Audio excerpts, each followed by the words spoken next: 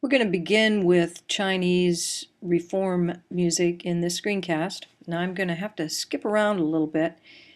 Basically, we're talking about two distinct periods in China's history.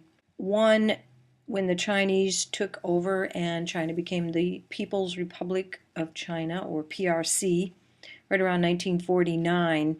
When this happened, Chairman Mao tended to support the arts and support music, as he was wise enough to understand that music could be very powerful to promote some of his policies.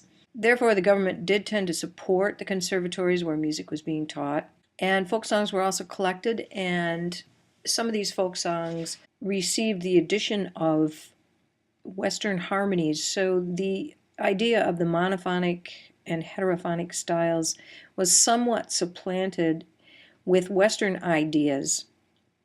And orchestras were established, but the orchestras used Chinese instruments. However, the models were quite similar. So let's backtrack just a little bit. We have this period of the institution of the PRC and then the Cultural Revolution in 1966, where some of the opposite tendencies happened. The conservatories were closed.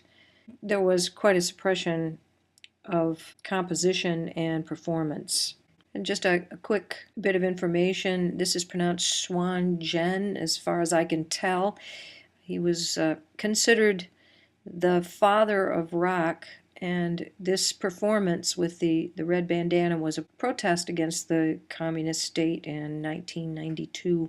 There's a link for this performance that you might want to access for more information. So we move on to Chinese dramatic music, which is primarily focused on Beijing opera. This slide gives you just a kind of an overview of the genres of Chinese dramatic music and some more definitions and sort of broad ideas about Chinese opera that shows up in many locations in the country, but Beijing or Peking opera is the most important in our study.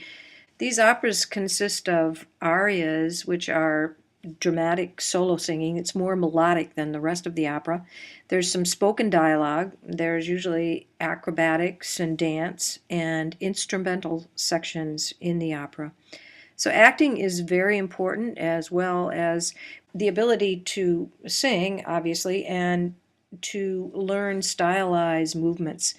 Listening is one thing, but singing is something altogether different. I find that this music can be a little bit tough on the ears. Just try and keep your eyes and mind and ears open. And then this slide gives you some more detail. One thing that I wanted to mention was that many of these operas early on consisted totally of male performance. This isn't that unusual. We have European models of early opera where the higher or female parts were often sung by what is called a castrati, which was, as horrible as it sounds, a castrated male. These males were usually castrated prior to puberty so that they would retain their high feminine voices. I think it's interesting also, this slide says that during the Cultural Revolution that we spoke of earlier, all of the opera companies were shut down. And then you'll notice down here that model dramas that were commissioned by the government and scrutinized by the government, I'm sure, were the only dramatic types of art allowed during that period. Here's a slide after the Cultural Revolution. This Beijing opera returned. It doesn't seem to be as popular as it was, but there are now 4 working opera companies in Beijing. The final genre that I want to visit is popular music. So this term I don't believe was discussed in the book, but it's sort of a generic term for popular song in China.